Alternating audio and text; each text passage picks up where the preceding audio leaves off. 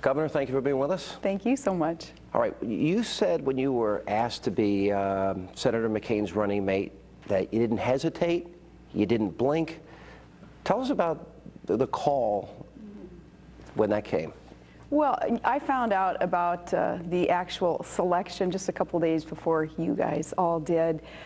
Getting that nod was quite an experience, of course, because I knew that Senator McCain and his team had been doing a heck of a lot of research and vetting of many names. So, of course, just the utmost honor is what I felt when he actually said, "Do you want to help me do this?" And I said, "Absolutely. Let's get in there and let's reform. Let's shake some things up."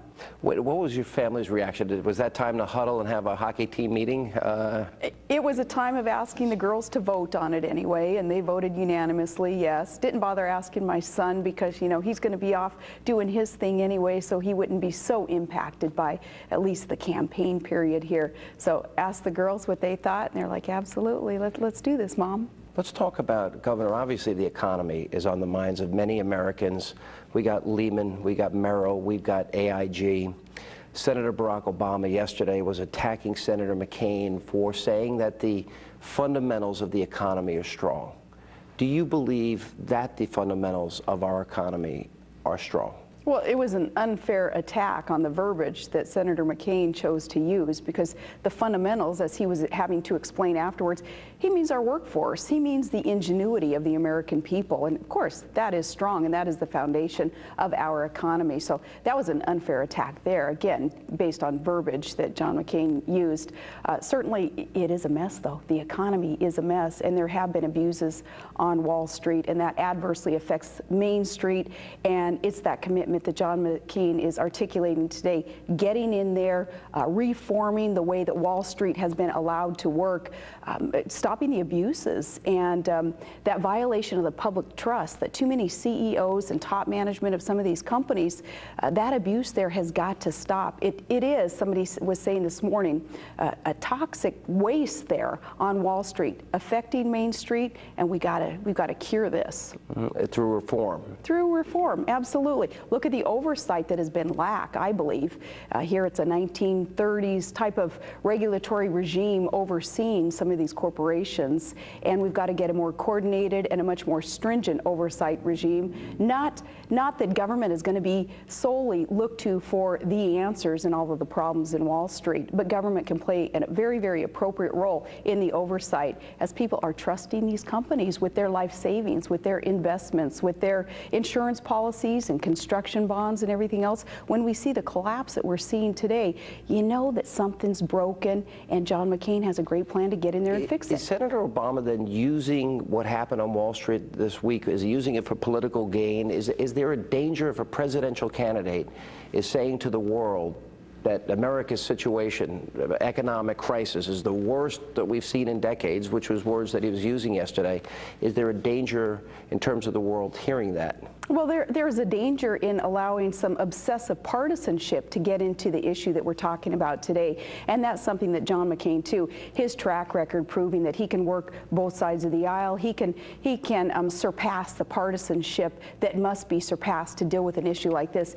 It is that profound and that important an issue that we work together on this and not just let one party try to kind of grab it all, capture it all, and pretend like they have all the answers. It's going to take everybody working together on this. Who's responsible for these failing institutions in your view?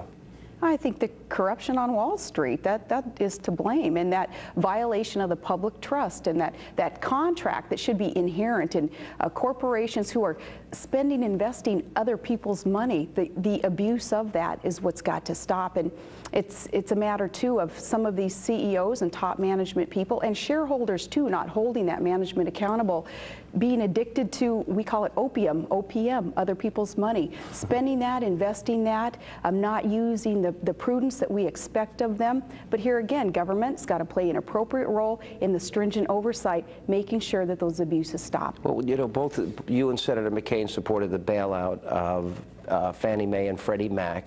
You both opposed the bailout or government intervention as it relates to Lehman or Merrill, but now we read this morning that AIG is going to get some type of government bailout.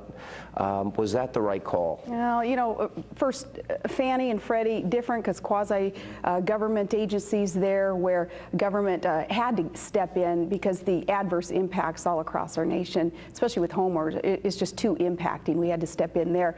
I do not like the idea, though, of taxpayers being used to bail out these corporations. Today with AIG, important call there, though, because of the construction bonds and the insurance carrier duties of AIG. But first and foremost, taxpayers cannot be looked to as the bailout, as the solution to the problems on Wall Street. How connected is it, though, to Washington? You have 354 lawmakers got money from Fannie and Freddie.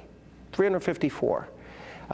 If you look at the years from 1989 to 2008, the second top recipient was Senator Barack Obama.